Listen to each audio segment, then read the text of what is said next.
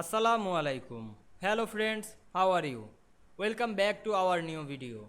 In this video, I am going to show you how to spell table in Word to next page.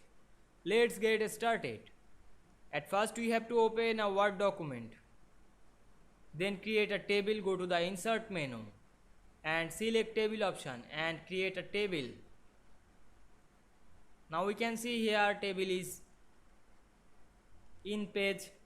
Now we can spill the table to next page, click the last and press enter on our keyboard. Then again do this work.